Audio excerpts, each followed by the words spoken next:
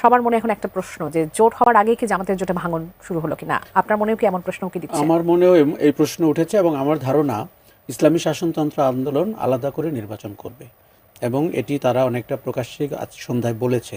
কেননা তারা যদি সন্তোষজনক আসন না পায় তাহলে তারা বলছে তাদেরকে সম্মান করা হচ্ছে না জোটের ভেতরে। এখন জামাতে ইসলামী আপ্রাণ চেষ্টা করছে যে ধর্মকে ব্যবহার করে বা ধর্মের নামে যে রাজনীতি সেই সমস্ত শক্তিকে এক জায়গায় নিয়ে আসতে। তার সাথে সে জোড়া দিয়েছে দু চারজন মুক্তিযোদ্ধাকে, তার সাথে জোড়া দিয়েছে এনসিপিকে, যারা গণ অভ্যুত্থানের শক্তি। একদম। পরে একটা অদ্ভুত দেখতে জোট তৈরি হয়েছে জামাতের নেতৃত্বে। সেখানে 8টি ইসলামী দল আছে। আবার এই 8টি ইসলামী দল আপনি জানেন কিন্তু একে অন্যকে খুব অপছন্দ করে। তারা অতীতে কখনো একে অন্যের প্রতি সমর্থন দেয়নি এবং তারা আলাদা করে নির্বাচন করেছে। এখন এবার তাদের একটা ধারণা হয়েছে যে মানুষকে ধর্মের কথা বললে অথবা কম দুর্নীতির শাসনের কথা বললে মানুষ হয়তো তাদেরকে একবার সুযোগ দিতে পারে। আমরা গত 16-17 মাসে তাদের কিছু আস্ফালন দেখতে পেয়েছি। তারা অনেকে বলে থাকে জামাত তো প্রায় ক্ষমতায় আছে, কাজেই সে নির্বাচনটির ব্যাপারে অত সিরিয়াস না। কেননা প্রশাসনে তার একটা প্রভাব তৈরি হয়েছে। ক্যাম্পাসগুলোতে আপনি দেখেছেন ফলাফলে জামাতের ছাত্র সংগঠন ভালো করেছে। এখন জামাতকে দেখতে হবে যে অন্য শরিকরা আসন নিয়ে সন্তুষ্ট কিনা। নাহিদ ইসলামের এনসিপি কিন্তু আমাদেরকে দারুণভাবে হতাশ করেছে। আমরা ভাবতেই পারিনি এরকম একটি সম্ভাবনাময় রাজনৈতিক শক্তি কয়েকটি আসনের বিনিময়ে জামাতের মতো একটি কন্ট্রোভার্সিয়াল, বিতর্কিত, স্বাধীনতা বিরোধী, ধর্ম নিয়ে প্রশ্নবোধক আচরণ করা দলের সাথে জোটে যেতে পারে। দেখুন, বিএনপির সাথে গেলেও কিছু সমালোচনা এনসিপির হতো, কিন্তু বিএনপি একটি মধ্যপন্থী দল এবং এই মুহূর্তে বাংলাদেশের স্থিতির জন্য অনেকেই মনে করছে বিএনপির পক্ষে ভোট দেওয়াটা বা ভোট পাওয়াটা স্বাভাবিক।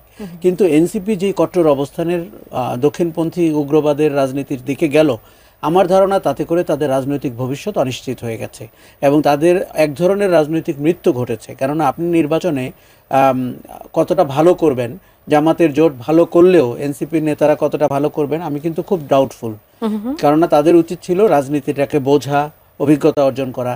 কাজেই 11 দলীয় জোট সেটি কিন্তু এখন পর্যন্ত পূর্ণাঙ্গ কোনো আসন সংখ্যা প্রকাশ করতে পারে। অনেকেই তো আসলে বলছে যে এনসিপি হচ্ছে তরুণদের নেতৃত্বে গঠিত হওয়া দল, জামাত বরঞ্চ গ্রেস পেল যে তারা জুলাই অভ্যুত্থানের সঙ্গে ছিল এবং তারা তরুণ নেতৃত্ব, সেজন্য জামাতের জন্য এটা আসলে পজিটিভ সাইড হয়ে গেল। আপনার কাছে কি তাই মনে হয়? এটা খুবই সাংঘাতিকভাবে সত্যি।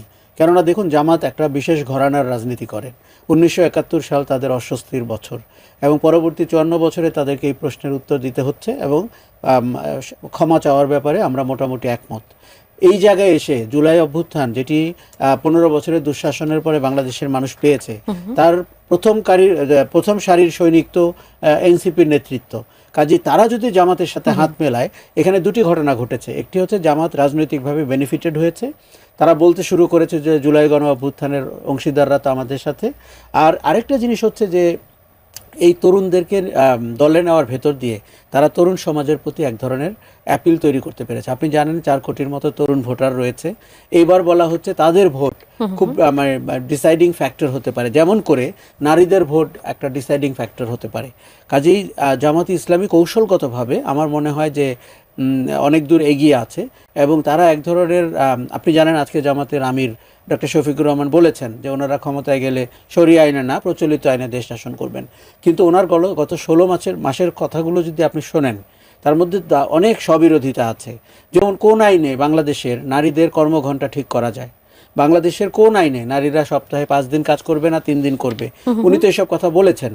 এবং উনি এগুলো যখন বলতে থাকেন তখন কিন্তু মানুষ অনেকটাই দেখতে পায় জামাতকে ক্ষমতায় পাঠালে বাংলাদেশ অন্ধকারের দিকে যাবে, অতীতের দিকে যাবে, নাকি সামনের দিকে যাবে।